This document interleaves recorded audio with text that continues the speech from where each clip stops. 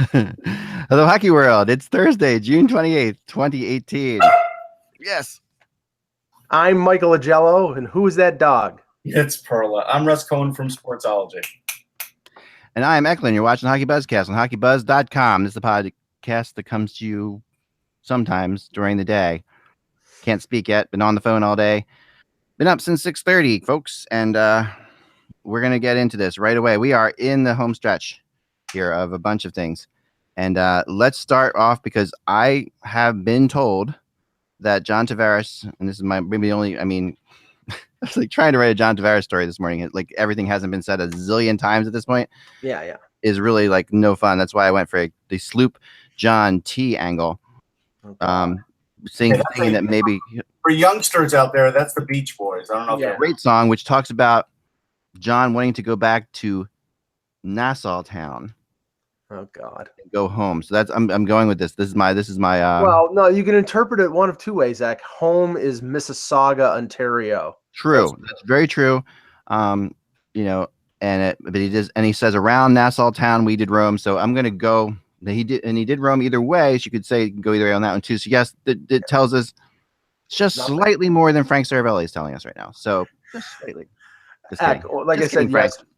Like I said yesterday, when Bob McKenzie, the dean of hockey reporters, the insider of all insiders, says, "I don't know what the hell's going on," then nobody knows what the hell's going on. I mean, the only indicator that we've had, and this is not indicative of nothing, is that Darren Drager said that the Leafs presentation was impressive to Tavares and his representatives. Other than that, there's been nothing. So I'm sort of like taking sitting back. And I was at a Puck Talks event last night, and 75% of the talk was Tavares and what would happen if and what doesn't happen if. Right.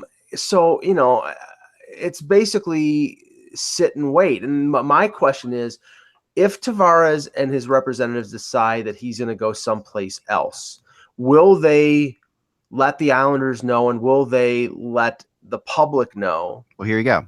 Before Sunday. This is my little scoop. If I have a scoop at all, this is my scoop that I have. Oh, okay. There's two things to that. Two things to this. One thing I was told, it's probably about as little as Drager was told, but that Tampa felt like they were a long shot going in. And they felt like it went much better than they thought it would. Now, just throwing that out there, it doesn't mean anything. I'm sure this is equivalent to every team saying, "I can't believe he fell to me at the draft." But it's not much. And the other thing I was told was that the agency, which I will call them now, the agency, told as I wrote in my blog, told the Super Six that there would be a decision soon. That it wouldn't be dragged on, because they realized that when you're tying up this kind of money, waiting to get somebody, it can really screw up your UFA day. Yeah, this is payback for them coming out to Los Angeles. It's like, okay, if they waited till Sunday and left all these teams hanging, and then did a LeBron type of thing where I'm going to South Beach, then the other 5 teams are saying, what the hell's going on? If they let people know today, if he says, okay, we're not going to the Islanders, so that's going to be one of the 5.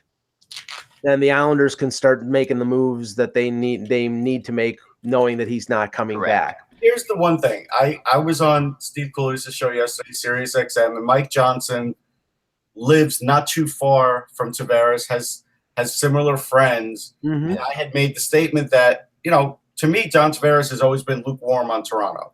Has never really, he's pretty much shied away from Toronto, even when they played there. Hasn't had any massive press conferences, tried to lay low. And he said he's rarely back there. Like, he's not there that much.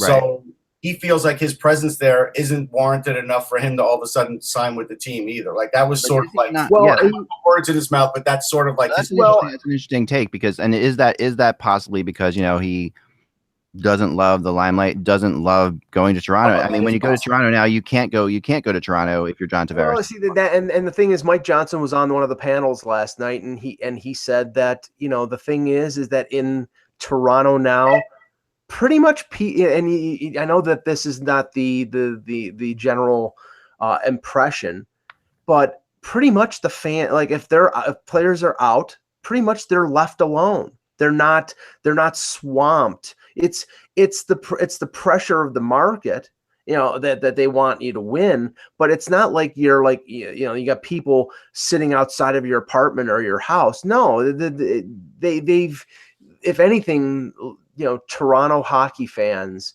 know that these guys want to live their lives. I think that, he did not, I mean, there's no guarantee he's coming to Toronto. I think there's a chance, but I don't think this sort of tale that, it's going to be too much pressure. I mean, Austin Matthews played with this team at 19 years old. The organization. Austin Matthews wasn't born there. No, it doesn't matter, Russ. It really doesn't matter. I think it does matter. It does matter. No, I don't think it matters at all. It definitely matters because, I mean, we've seen this with many players. But he's not asked to come back as the savior. It doesn't matter. He's a star. It does. David Clarkson was. Please, the Toronto Sun put on the front page of their newspaper after David Clarkson signed, put Wendell Clarkson with a fake Wendell goatee mustache. But that's David Clarkson. Like, here's a scenario. Let's say he does sign there, right? And let's say he has a 75-point season because he plays a team game, and everybody's going to say, "Wow, that was a bad year for John Tavares," and it will be the lead on everything. If they win, they won't, Russ. If they win, they won't. The main goal in Toronto right now is to win a Stanley Cup. Winning means winning the Stanley Cup, and only one team wins the Stanley Cup every year, and no matter how good they are, they can't assure that. Doug Gilmour is a god in Toronto, and they got to the conference finals twice. Oh yeah, no, different personalities, Mike. Very different. I mean, I think that it's hard. It's impossible to sit there and say that he's not going to be more recognized and more, and more people aren't going to come up to him and talk to him in Toronto than anywhere else. I mean, and it's not going to be all on him if he comes to Toronto. It's like, I mean, Stamkos 2 years ago, like I said, I don't mind the pressure of being all on him, Mike. I mean, I really don't think that. I don't think that. I mean, he's been with the Islanders this long, and it's been all on him the entire time. I don't think that. Right. Look how successful it's been. Yeah, but I don't think that. Okay. Anybody else goes to Toronto, even Austin Matthews, there's not like 12 articles or 15 articles in a day just about the team talking to a guy. That gives you an indication, right, of the lens that would be on him every game. No. I mean, the getting of him, yes. Once if he signs there, then he's going to be part of. There'll be stories about Kadri, there'll be stories about Matthews, there'll be stories about Tavares. It won't be like him, 24/7, 365 Tavares coverage. It won't be that way. It hasn't been that way. It wasn't that way with Patrick Marleau, and that was a big signing that came out of nowhere. It wasn't that way when they drafted Austin Matthews first overall. In the Shanahan era, these players have been protected. What if he signs with Toronto and they get off to a slow start? And John Tavares, has, in his first 20 games has 13 points. He's going to get ripped. I mean, okay. The one thing. Will he get ripped in Dallas? Will he get ripped in San Jose? Of course he will. No, I mean, they don't have any media covering them in either of those seasons. That's crap. That's crap. He won't get ripped in San Jose either. There's very few people. I mean, it's hard to deny this one, Mike. I mean, this is really right down the lines of, this. You're talking about a player who, I mean, the best thing that you can say about this, like the scenario Russ is putting out there, is that if they come out slow, it takes the pressure off of Austin Matthews a little bit. Right. That is something that you will throw out there that's a good thing. That I can say that's a positive. And I saw some comments on social media yesterday regarding how I think it was Jim Matheson from Edmonton saying, like, if I was Austin Matthews, I'd be perturbed that my organization was going so hot and heavy after John Tavares. And I'm like, are you an idiot? Because honestly, yeah. Austin Matthews wants to win, and if John Tavares comes there, that's a help.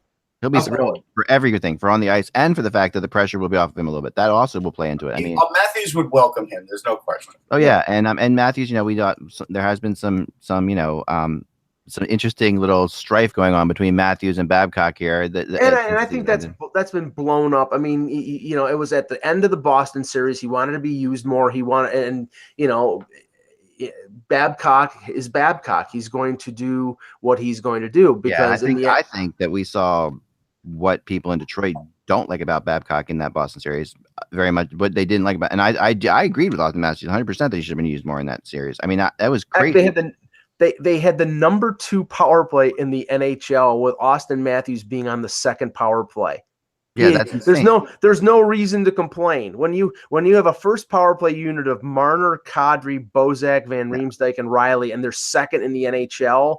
Then Austin Matthews can wait to be on the first power play. No, but on in his second year, if you compare Austin Matthews to, and this is another debate we can have in the summer, but if you compare Austin Matthews to anybody else of his ilk, like McDavid or Crosby, they weren't on the second power play their second year. It wasn't the case. I mean, they especially they were on teams, that had a lot more, maybe not a lot more talent, but similar talent. That's the similar talent. But no matter how you slice it, Matthews is your best player. He should be on their first power play. It's just no getting around that. I mean, he will be, but how is he not all year long? And how is he not, against the Bruins? And how is he not out there with more in the last 10 minutes of the final game against the Bruins? I mean, that's the other thing that was just staggering to me. The game, they were down by 3 goals, and before they were down by 3. Yeah, he was sitting on the bench a lot, and when he got out there, he did not have a good series. He really didn't have a good series. Now he's 20 years old and he's entitled to not have a great series, but he did not have a good series. So, and their number 1 power play was effective. So, I mean, will Austin Matthews be used on the first power play next year? Yeah, probably, because Van Riemsdyk and Bozak are probably gone, and he's one of their best forwards. But last year, if you wanted to play Austin Matthews 5-on-5 more, which he was better than almost anybody in the league at scoring at, then you had to take away from, you maximize his value there and use other people, and you were still scoring goals on the power play. So I think it's much ado about nothing. Well, it is. It isn't, because I mean, it's like it's like the old expression. If your wife's unhappy about something and you didn't do anything wrong, it doesn't matter if you didn't do anything wrong. Well, that's why Babcock went out to Arizona and talked to him. Well, here's the other factor. So, Michael McCann tweeted last night, I guess. Here's how the money would break down after taxes. So if he's an $11 million deal, it would be worth 5.9 in Dallas and Tampa, 4.8 in San Jose, and 4.5 in Toronto. That's a big. And that's already been debunked, Russ. There was an article in the Athletic yesterday. I think it was Mark Antoine. I tweeted out the article yesterday about the ways you can get around that. Right, and there are ways to get around it, but I mean that. I want to do a little bit more fact checking on that article too. I mean, it was a really good article, and there are ways to get around it, but I don't know that. I think it was exaggerated a little bit from what I was talking to people, because I've talked to players who played in both cities. I mean, none of us are accountants. It's not going to be no, definitely not. I just think at the end of the day, it is. But don't you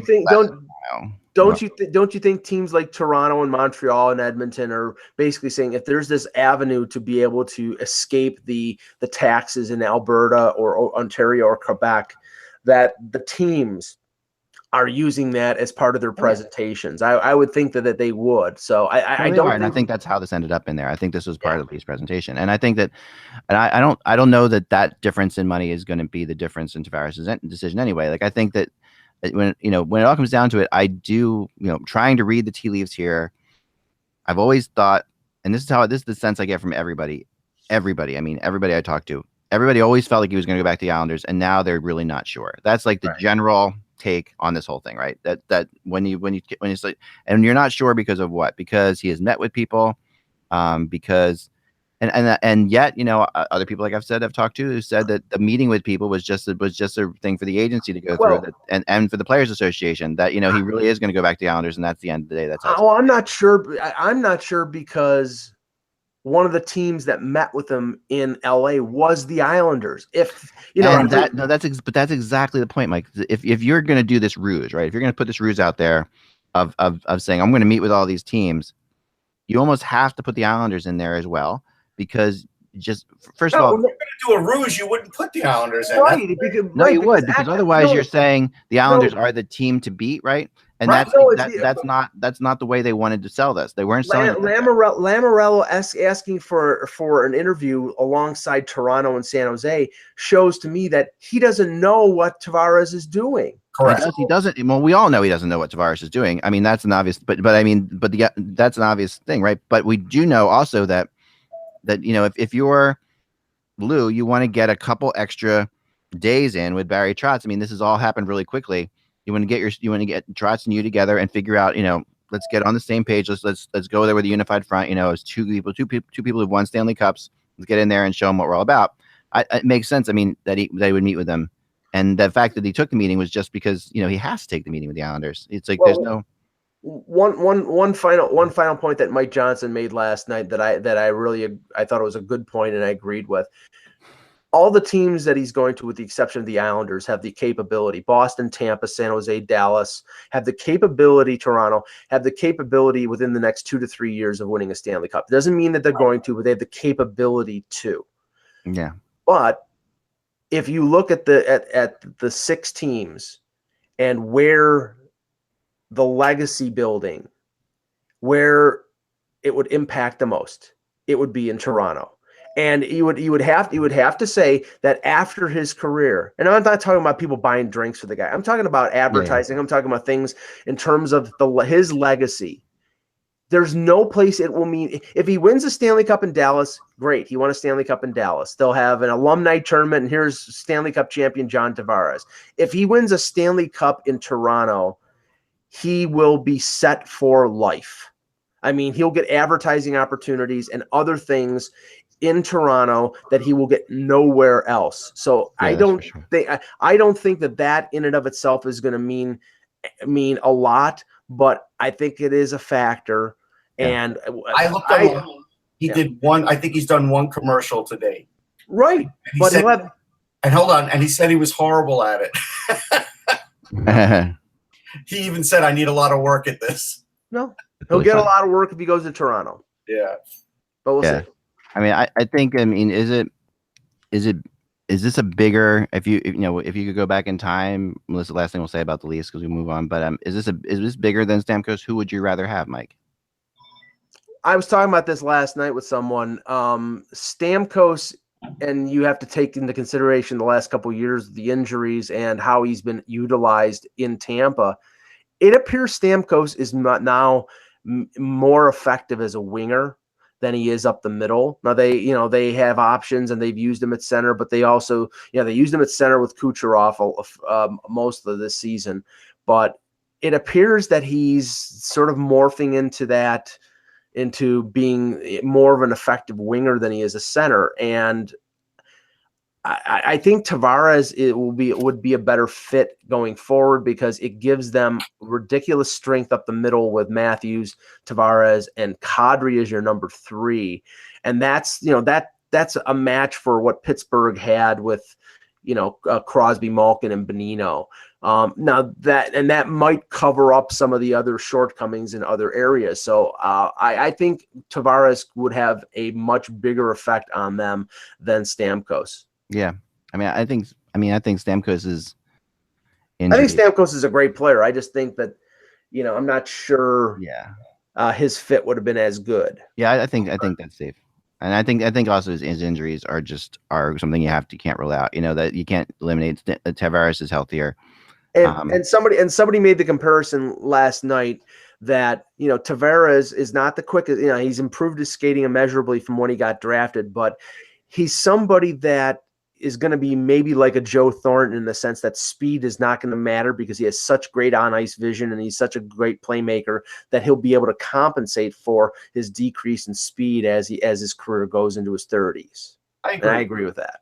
Yeah. No, he's never been about speed though, and he's really, Tavares' game, he worked hard on his skating, if you remember. That was a big thing. Yeah. But his, what he is he's an incredible finisher. Like that's what he. Yes. And he's a finisher in tight. Like he's a playmaker. He's a really good playmaker. He's a deceptively good playmaker for sure. But I think that there are very few players that can. This is why I always thought Tavares and Crosby needed to play together. And I said it many times. It's just they won the Olympics if Canada ever goes. But yeah, and I think what you see with those two is the fact that Crosby gets the puck to people all the time in front of the net, and Tavares, if he's in front of the net, just finds ways to bury it no matter where the puck is. Like he's great at receiving passes. He's great at and he does have a lot of Mike Bossy in him that way. That's the player he kind of reminds me of, he's not the goal scorer, Bossy. Yeah. Yeah, no, but he's not. But he has the same. He's the same kind of like deceptively crazy. I mean, I think he's as good as Bossy at like getting the puck off quickly, at finding holes, things like that. And yeah, I mean, Bossy also had Trache with him, so Right. And he's never had a Trache. Even with the lockout shortened season, he's averaged 74.3 games every year in his career, which is ridiculously great. Yeah, no, that's incredible. So the one thing, this is the last thing I'll say is my prediction on how this goes after all these years of doing rumors. This is how it's going to play out. We are going to start to hear at some point later today a team or two are out. That are out. Yes, that's how this is going to play, right? This is going to play out, and it's going to, and it's not going to be. Now, if that happens, that to me signifies that he's not going to the Islanders, right? Because if the Islanders are in, they're all out right away. That's easy. Right. It would just simply be the Islanders posting on Twitter they've signed Tavares to an 8-year contract, and right. that's I don't think he would, and I somehow doubt. I mean, maybe he just eliminates a couple teams and says, okay, let's. If I'm his agent, that's what I say. Let's take this down to 3 teams and figure this out, because it's hard to look at the pros and cons list on 6 teams. I mean, they can say they're stepping away and they're going to think about it, but they know right after the interviews are done, there's a few they could eliminate, like any other interview. Yeah. And I think, I mean, who those teams will be, we don't know. I would say the first one off the board will be Boston. Everybody seems to think that way. The interview was shorter. It was interesting that he took the Boston interview, and I mean, he didn't take the Montreal. Like he wouldn't meet with Montreal. They're a good team. They're a good team, and they're close by, so I think that plays into it as well. And it also pushes Toronto a little bit, like that's another thing too that's interesting. So I think that plays into it from an agent's perspective. You always want to be negotiating with one of the rivals of the team you're talking about, so that, and Boston having just eliminated Toronto, there's a lot of, him going to Boston really makes people in Toronto. I don't think there's any. That's the thing. I don't think there's any hesitancy on the part of Toronto to offer him, the 1-year max and then the 8-year or the 7-year. I mean, I think they're fully in here. So I think it might have been genuine interest of Boston as an intriguing possibility, because they have veteran players that are ready to win right now, and as Russ is firmly established, they have great young players, McAvoy and some kids that are coming up through their system. So it's smart to talk to them because they're a good team. Yeah, I think so too. So let's move on to Jack Johnson for a second. Yeah. So we talked yesterday about this. This was happening sort of as we were on the air. And now the reports are, that it's funny how this is the first time in a while we've seen this happen, like where, a team where something breaks and he's going to sign, with a team before July 1st. We hear about it for sure. I mean, we always hear about them, almost for sure. But we never hear monetary terms before. Yeah, this is really. This is very NBA, because that's what happens in the NBA. You always hear the parameters before, and then like at 12:01 on July 1st, then you hear the deal is done. What I'm struck at, and how many Jack Johnson to Pittsburgh rumors have you posted on Hockey Buzz over the years? It's been tons, and there's always been the connection between Jack Johnson and Crosby. I'm pretty sure that they were like best buddies. And there was always that, Johnson's going to Pittsburgh, and now, according to this, he finally is. And I mean, $3.2 million for 5 years. The length is longer, and the cap hit is smaller than I would have expected. But I wouldn't give him 5 years, and the reason I was saying I thought he would get like 5 or more yesterday is because I would give him like 2 years at $5 million. I would not want him on my payroll for 5 years. Russ, I have a feeling that when we see the details on the deal, I'll bet you anything it's front loaded big time. And so maybe it's like the Marlowe deal, a 3-year deal, but it's actually a 2-year deal. Everything is front loaded and bonus. And, and the 3rd year is wink, wink, nudge, nudge. Maybe, if Johnson can play 5 years, fine. But I think he'll get the majority of his money in the first 3 years. And then if they have to buy him out in year 4 or year 5, then it's not going to be a big hit. Well, here would be my big question. So if they do this move, then clearly they'll be out of guys like Skinner. And if they add Jack Johnson, how much better is Jack Johnson than Ian Cole? Not much. I don't think he's better than him at all. I mean, I think that in a way, he's very different than Ian Cole, but he's more offensive maybe than Ian Cole, but A little bit. Yeah, a little bit. But the Penguins, what do the Penguins need more? Like if I'm the Penguins, I need a more defensive defenseman. Right. I just this move is a little puzzling to me. This move feels like I'm going on a limb here. I'm being crazy because everyone was ripping me to shreds about You're this. wearing your hat backwards, so clearly you're crazy. Well, clearly that's early. But yes, my eyes look like ridiculous right now. Look how dark. Look at the circles. Anyway, so here you go. I've heard that Montreal had a bigger offer on the table than Jack Johnson. And listen up because this feels to me like, by putting these numbers out, I'm going to throw my conspiracy theory hat on for a second. By throwing these numbers out a little bit, and by making this so much, there's no question that Jack Johnson needs to get signed. We've heard about how much he needs to get a contract, all the money and everything like that. I think this feels a little bit like, okay, obviously Sidney Crosby, really good friends with Jack Johnson for years, is going to try to help his buddy out. And part of this feels like that, part of this feels like, okay, Sidney is going to make sure that Jack's taken care of and that they're going to bring him in there because he's just as good. If he's not as good as Ian Cole, it's close enough so we can bring him in. He's Sidney's friend. He has maybe more upside than Ian Cole. Maybe he gets back to his real game. Right. But I also know, it was fascinating talking to a Columbus source. They were amazed at how much action there was on Jack Johnson on the open market. Like they were all saying that he's going to sign him. Yeah, they soured on him. They, clearly Tortorella they were scratching him, and they said somebody's going to offer him a serious contract, and they've heard a couple teams are offering him serious contracts, and they were pretty amazed. And some of them were thinking that this was just a ruse, like no one was really offering a contract; they were just putting it out there. Like, and to me, this became less of a ruse yesterday. And now, if Montreal is involved in this, suddenly they're coming back and saying, "Well, wait a second, what if we're willing to give him $5 million a year?" Which is, so this to me, this is not over, and I think that putting this over either. Yeah, putting it out like this right now, don't be shocked if this turns around. I'm not saying it will, and I'm not saying that Pittsburgh won't sign him for that because they will. Yeah, but somebody might try and up the offer. I could see that. Yeah, and if that happens, what does Jack Johnson do? But if I'm looking at it objectively as Jack Johnson, Pittsburgh has a chance to win.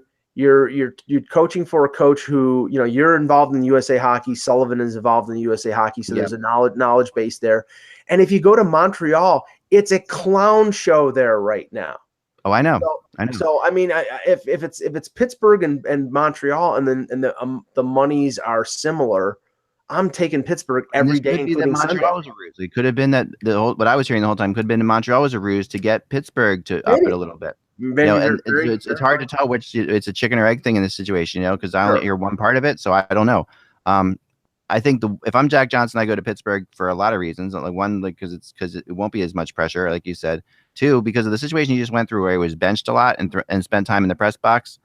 It's going to be harder for them to do that, when he's Sidney's friend. It sounds weird to say, but they're gonna if they're gonna play around with him like Columbus did, Crosby's gonna be pissed off about it.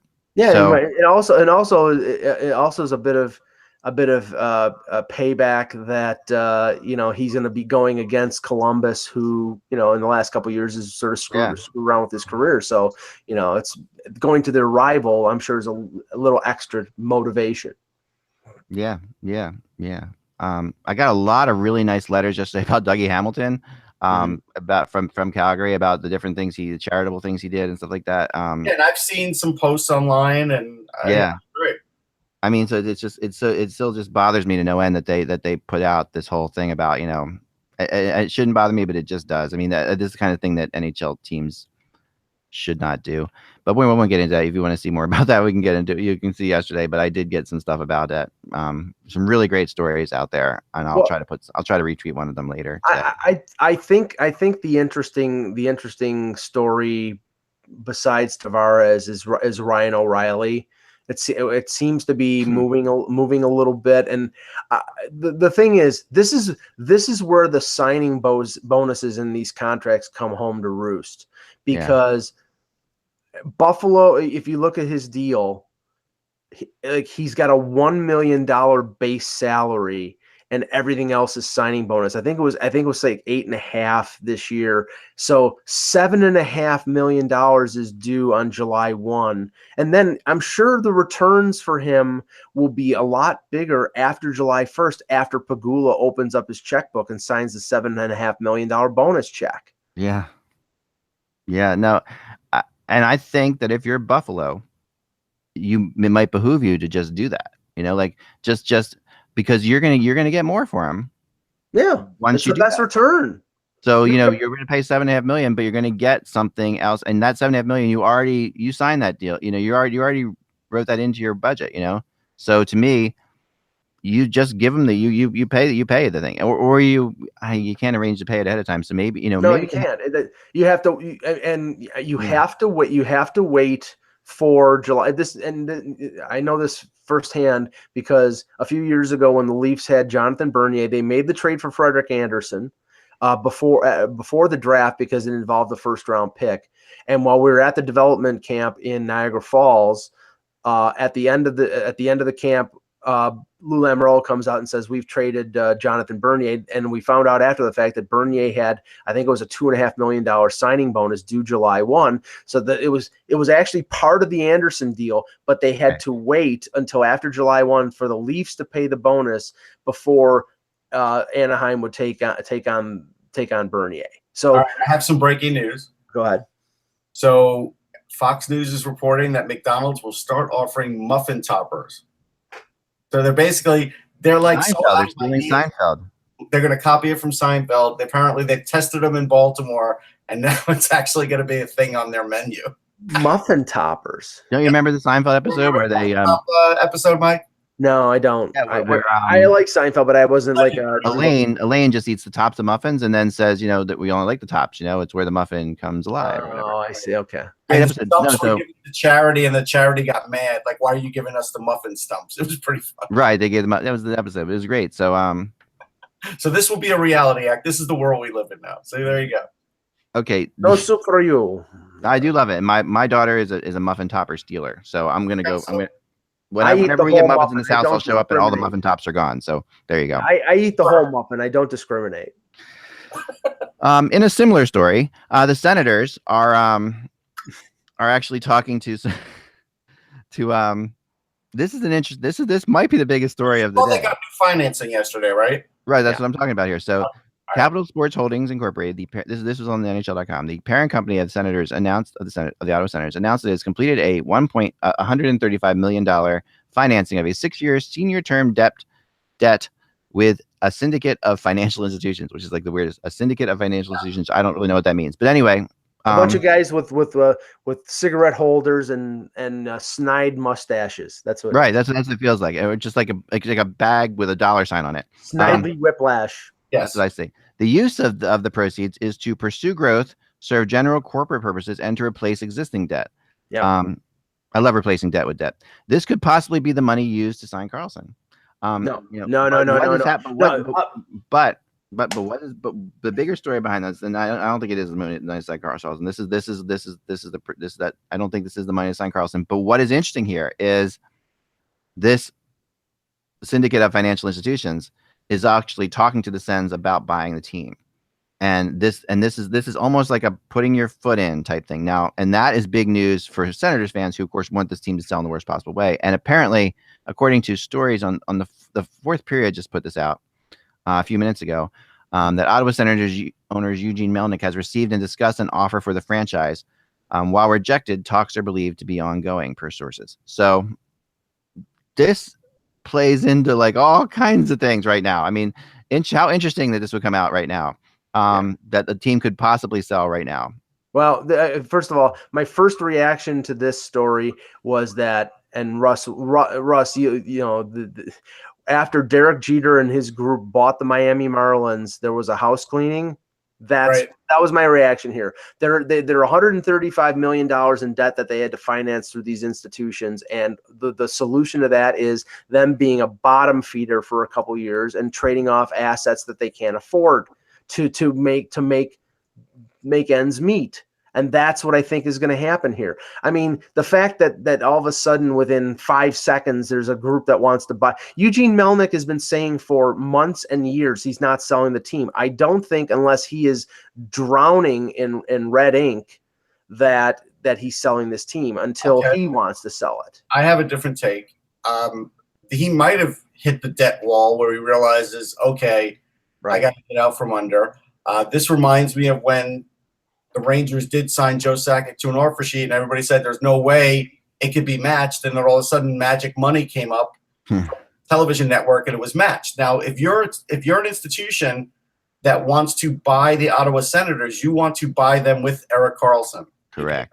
If Erik Karlsson's not there, it's almost not the same buying it. So I think this is the same situation as Joe Sakic, and I think now this is the money to sign Erik Karlsson. I agree with X first statement. I do. I think it is. And I think that, I mean, it's so close to the amount of money that's going to be needed to sign Karlsson. It's kind of ridiculous. First off. Secondly, the fact that, one of Karlsson's issues is probably the ownership of the Ottawa Senators.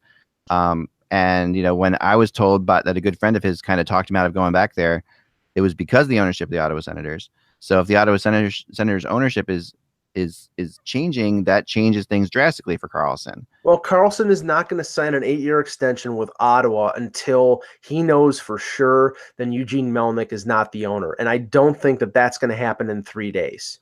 No, I don't think it's going to happen in 3 days either. And I don't think the organization is not going to trade him. Karlsson doesn't have to sign an extension right now. Like this is he's right. It's available to him. But the thing, Ak, is that, I mean, the organization as it is right now, they lose a ton of leverage on Karlsson after July 1st because he's going into the final year of his deal. I mean, before next season, he's going into the final year of his deal. Teams want that 1 year. If he just goes, but like Russ said, which is a really good point, Russ, then I didn't even really think about it. But like you said, with Karlsson, the Senators are more valuable. If talks are ongoing between these two teams, there's no way they're trading Karlsson yet. Right. Because they're gonna sit there. If talks are ongoing, right, that means Karlsson is staying for now. But that is to the detriment of the organization. It might be, but they sell it, Mike. No. I'm saying it's a detriment. But at the same time, if this, usually when talks are ongoing, Karlsson will get an idea of whether or not this is real or not, I would think. But it's like, that's hard to say for sure. I remember Mark Cuban, before he bought Dallas, used to always be rumored to buying teams. Remember this? He was about the Cubs. Right. He was. I remember the Pirates were the big thing, like Cuban and the Penguins, and at one point, because he's from Pittsburgh, right? So there's all these things, and I remember I actually talked to him at one point about it, and he said, sometimes it's just good to have your name out there as a person who's buying a team, even if just be one of the people. It doesn't cost you anything to be one of the people potentially buying a team, like the guy who tried to buy the Buffalo Bills. Yeah. So you go through this situation. So I mean, to me, this means that he probably isn't going to get traded in the next couple of days. Right, I would agree with that. And I think that does hurt the Senators. But at the same time, the worst case scenario, you get Karlsson back for this year. The funny thing which here, you don't want to give up that draft pick. Remember, so there's a whole bunch of things that they're playing. And see that is to the ultimate detriment of the Senators. If they keep Karlsson, they should have. Well, okay. But if they can sell within the next year and they keep Karlsson, they want that pick to be as low as possible. So keeping Karlsson will do that. But then again, you're in a Toronto Maple Leaf scenario that you're keeping assets or you're acquiring assets to make the pick work, to make the pick as low as possible because of the embarrassment that it could be of giving up the number one pick. At the same time, if you do it the right way, you're just trying to win, right? So it's not like it's not. Yeah. At the end of the day, it's not the worst thing. If you do the things where you're trading, if you're picking up UFAs at the deadline, like the Leafs were that year. Yeah. Like Reynolds at the deadline to try to, that's one thing. But if you're in the beginning of the year, you're just trying to say, okay, we were just 2 years ago, a goal away from the Stanley Cup. We're back here. And I know that's, so much has changed in that period of time, but suddenly if a new ownership's coming in, if a new owner's coming in, there's a lot of players like Anderson and Carlson who might want to stick around and see what happens there. Here's what I would keep an eye on.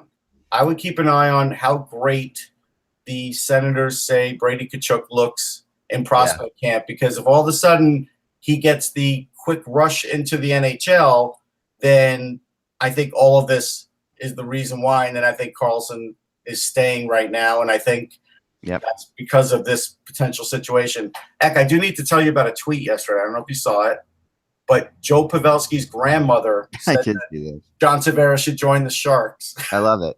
Tweeted it. I love this day and age we live in, that things like this can happen. It's just, it's amazing. It was great. I saw it. Yeah, it was Pavelski's grandmother saying, I think Tavares should be a Shark, Well, that's not tampering. Not tampering. Not tampering. She's not signing the deal. They're calling it grandma guilt. It's awesome. Yeah, no, that's, believe me, that's a strong thing. Family guilt. Well, I remember Stephen Colbert did something one time that was really funny. The worst thing in the world, getting dragged through the mud by a runaway ostrich, or the guilt of not coming to Christmas dinner. Like, what is worse? And I think that this is interesting stuff. I think I love it. I mean, I just love it. I love Pavelski's grandmother, first of all, is weighing in on anything. It's amazing. Right. that she's like actually putting Tavares as, she puts at 91 Tavares. Yeah, she knows his handle and everything. His handle. She's out there. She's doing this. And I'm sure, I would bet you anything, because she's a smart cookie from all you can tell from reading her. I read some of her other tweets that she talked to Joe Pavelski before she did this and said, is it okay if I do this? Because I don't want to mess up things or anything and he's like, oh, absolutely, go for it. And he probably thought it was hilarious. So yeah, that's good stuff. I think that's phenomenal. I think that the Carlson thing is changing a lot in this last 24 hours because of this. And whether or not this is real or not is an interesting, because if it's not real, I mean, then Ottawa fans, Senators fans are going to really be pissed off. Well, and honestly, I mean, from an outside perspective and somebody who loves trades and loves, this would be the ultimate downer if Carlson is not moved, because I just think that it's better. Yeah, that's one of the things that, like, I really want this league to be more active. It's sort of stagnant. It's like, I want, like, even if Tavares doesn't go to Toronto, I want him to go someplace else, because all this is players staying in the same place, and it's sort of boring. It's like I want movement, I want trades, I want free agent signings. It's more exciting, and I think it's more exciting for fans for that. It is. But counterpoint on that, from a Hockey Rumors perspective, from a guy who runs a website that loves when this stuff is out there, obviously, the best thing was Carlson not getting traded at the deadline, because it's still going on. Right. So this can still go on now into the next trade deadline. Great, wonderful. Obviously, I'm so sick of writing about Erik Karlsson, but at the same time, it's a story that continues on, and we have other big stories this trade deadline to deal with. So to me, is the power of Tavares and Karlsson together from traffic better than Tavares now, Karlsson later? But we've been looking at the 2019 free agent class as like, oh my God, this is going to be so great. Yeah, and Doughty is probably going to be signed a little after July 1. Ekman-Larsson is already gone. Yep. Erik Karlsson is up in the air. Ryan McDonough is probably going to be re-signed in Tampa. The number one defenseman on the market free agency next summer could be Jake Gardiner. And that's the way it is. You have a winnowing away of these free agent classes as they re-sign with these teams, and then in the end, like this year after Tavares is gone, the number one free agent is James Van Riemsdyk. That's a statement on free agency. Now there is this conspiracy theory that says the reason Jack Johnson's getting 5 years is because one of those will be the lockout year, and then it won't matter. It'll be a 4-year deal. Right. Well, yeah, and maybe that year he gets a signing bonus and he gets the money before the lockout comes into effect. I don't think he's going to be able to command that. Well, but you can. No, I don't think so. I think that's a good point, because you bring your AAV down, right? So the JT Miller contract was interesting in the fact that he did not have bonuses in the contract, but they did pay him a little less in the years that they think that there's a potential lockout. So he got a little up front, but no signing bonus, and that maybe he didn't have the leverage to be able to get that out of Tampa Bay. Well, next summer, Mike, if we're looking ahead to next summer for a second, next summer is with Pavelski's in there. We just talked about, Couture. Right? Couture, Panarin, who of course that's the big one that we're talking about now, right? That's a big one. Matt Duchene, which is another. Let me bring up Panarin for a second because Russ, there is talk of the Rangers being in on him or interested in him. I mean, that goes counter to everything that they supposedly are doing. Look, at some point we know they're going to pivot, right? Like this is just right now they're holding tough. There'll be a day when they pivot. Like it's just inevitable. Okay. Yeah, I think so. I mean, the weirdest thing was the rumor that was out there that his girlfriend, wanted to get out of Columbus to do more modeling. And that turned out to be, she hasn't modeled for a couple of years. Right. And I just want to point it out to everybody out there who I know people out there were blaming me for that rumor for whatever reason, which I would never put out a rumor like that. This is just the case that I would never put out a rumor. I don't do gossip. I mean, it's like I do rumors. I don't do gossip. This is ridiculous. Since you hung up your modeling career, you're sensitive. Yeah, I really wish I had that problem. Yeah, my girlfriend needs to go modeling, so if we have to move someplace, I need that problem, girls. Come on. My wife, who gave up her career in modeling to become a PhD electrical engineer, will tell you that that it's a tough life to go with. It's a hard knock life. Your friend Puck Craze model, who actually is a model, will tell you that it's a really tough thing too. So you still haven't set me up with her. So. I know. I've tried, Mike. I do want to make mention that I did put up an article on Jana Hefford today about getting inducted into the Hockey Hall of Fame. I was just looking at the coverage and I felt like she wasn't getting enough. She just thanked me on Twitter, which was really nice. But I just that's awesome. Legendary player, so if people want to go read it, they can.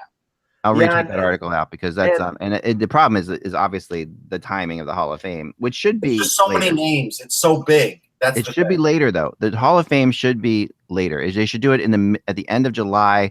Yeah, I agree. Because right now to do it right now, and I know why they're doing it right now because they're trying to get everybody.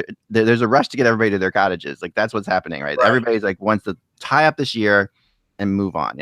Yeah. But why can't you get together? Make the picks now and all that stuff. But just announce it at the end of July. Like it doesn't. Because it'll leak out. That's why.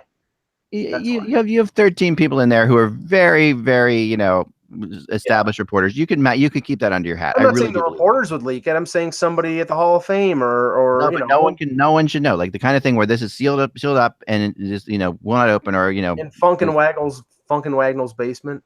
Yeah, it'll Eric Johashik's actually they could like post tweets on it for like 5 or 6 days. Who is it? Who's it going to be? Yeah, you can have fun with it. And to me, it's like, but putting it out right in the middle of like the crazy, it does diminish it a lot. And to me, it does. Because it's just a busy news cycle. That's right now with this stuff. That's the problem. Yeah, and it's really, They would have it all to themselves if you think about it. Yeah, no, they would. They would have it all themselves. And the end of July, it would be great. It would be great for us to talk about. It would be great for us to debate. Dying about hockey, dying for a hockey story, they'd have it. Yeah, right. But now, I mean, there's so much. I mean, between the draft, the awards, which we still haven't even talked about. I mean, there's too much happening right now to even get into. So it's like completely. I don't know. Anyway, that's my opinion. I wanted to throw out there that Frank Brown is retiring. Which we all learned about. And Frank Brown not many of you would know probably. He used to be a writer for the was it Daily News, right? New York Times. Okay, covered the Rangers for years. And then went on to the NHL and has basically been Gary Bettman's right-hand man the entire time he's been there. And is a really interesting character who is leaving the NHL but one of the most like probably underplayed, like everybody knows who Gary Bettman is, everybody knows who Bill Daly is, obviously. We even know who does the ice, and all that stuff. Yeah. But we don't really. Frank Brown is a very important character at the NHL, and has been such a sounding board. Like, I mean, there's no one closer to Bettman than Frank Brown. And, I mean, to the point where I think, I've heard that Frank Brown, is the one who sometimes passes on emails to Gary Bettman, that are sent to Bettman, when he weeds through them. But he's way more important than that. He's like one of these guys. He's written a great book too on the Stanley Cup. There's some really interesting stuff out there by Frank Brown. Well, I think you're right. I think Brown was the Daily News. Anyhow, I thought it was the Daily News.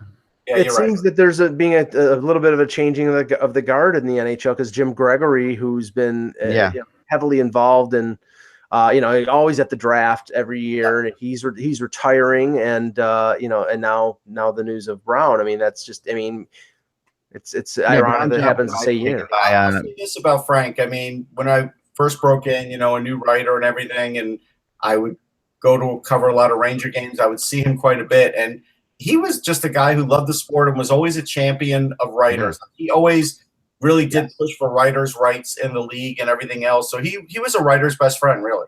He was to people just getting into it, like you're saying. Like for me, it was the same story. Like my rise to this happened during the lockout year where there was no hockey, right? And I became friends with him through that process, just not as a source, but just as someone who's like saying, yeah, we're all reading your stuff at the NHL. It's interesting. Right. And then when the league held its press conference to announce that, the whole thing was over, I got an email from him inviting me to that press conference, which was really kind of crazy because I was an anonymous hockey blogger who he didn't even really, I had to tell him my name, and he left. He was great about the whole thing. He left it under my pseudonym and said, when this guy gets here, come get me. So I had to give him my ID. It was really interesting. He kept the Eklund thing going, which was interesting for a guy who is really he's very meticulous when you're around him. Well, it shows he had a sense of humor, and he sort of got what you were doing, and he liked it. So he liked the passion. He liked the fact that I was passionate about the sport, and that meant something to him to enable me to do something, and which was incredibly unpopular for him to do at the time because of where hockey was. And I mean, you as well. I mean, just people, mainstream media did not look well upon us back then. Right. And you were ahead of me even, so it was even harder on you. But I mean, for me, I was the anonymous blogger, and the whole thing of I remember how many people said, I'm a writer, you're a blogger. That was always the thing, Oh yeah, craziness. But we do have to get out of here. But I just wanted to throw into Frank Brown, throw it out there that it's great. It's a big thing, and I only found out about this because Gary Bettman was at his retirement party when he was told that he was in the Hockey Hall, he was getting made into the Hockey Hall of Fame. And if you get a chance to hear Bettman's phone call for the Hockey Hall of Fame, you got to check it out. It's really good. I did. I was on it. Yeah, no, when he actually is called. Yeah. Oh no, I didn't hear that. No, when he was actually called by JD. Okay. It was really interesting because a couple things and then we'll go. But a couple things that, first of all, he did not have any idea. He was like, I'm totally shocked, and he didn't even sound like the Gary Bettman that we. That we don't. It wasn't even sound like the Bettman that we usually hear. He sounded like the totally different. I forgot what event he said he was at, but he was at an event. He was at Frank Brown's retirement. That's right. That's what it was. Yes. So so he's there, and he's like, I'm sitting now with like 25 of my of hockey people. No one, and I'm shocked. He took the call because he always takes the call. Daly was on XM and said, yeah, he'll answer a call from anybody at any time. Doesn't matter if he's at lunch or whatever, which is true. I had lunch with him and he answered like 3 calls.